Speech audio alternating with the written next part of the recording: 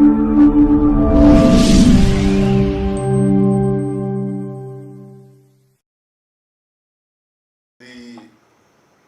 betting, licensing and control regime in our country must change.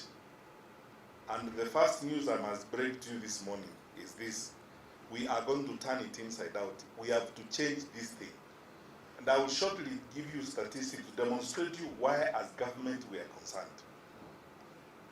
We have the unfortunate situation where we in Kenya are leading on this continent on the population of our young people who are involved in betting. 76% of our young people, 76% of our young people are involved in one form of betting or the other. Some of you here are parents and family people. What are we raising our children to do? What kind of country are we building? Are we raising our children and telling them, just do nothing with your life, just go around betting and become a millionaire and live well? Is that the kind of thing that we are telling our country and our children? And then you have the statistics, check the figures.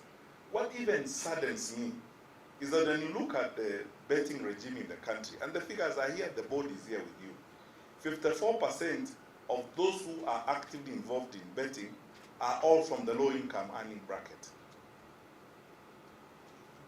Is that something we need to live with as responsible people in this society?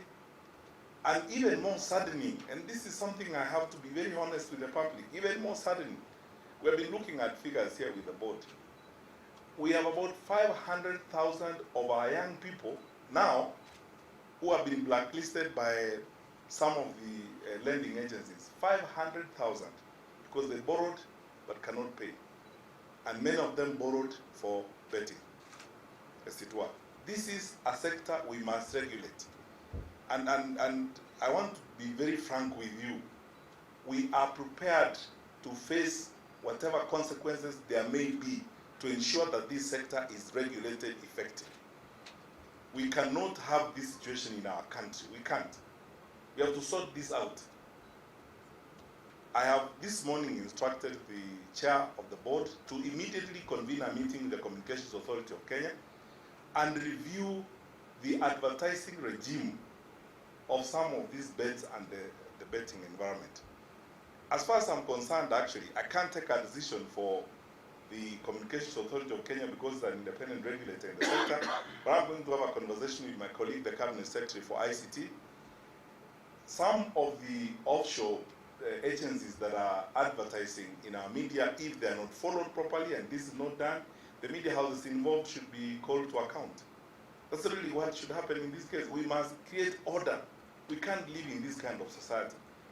I have equally asked the board this morning that within the next 30 days, they give me a status report on the betting in the country, complete with annotation, profiling the agencies that are involved in this and so on. And I've instructed the PS in charge of immigration and the Director General of Immigration Services to be involved to ensure that everyone who's involved in this exercise, especially those who are not citizens of our country, are properly documented and they're in the country properly and they have the right papers to be in our country. Where they are not, the law should take its course immediately and we should call them to account.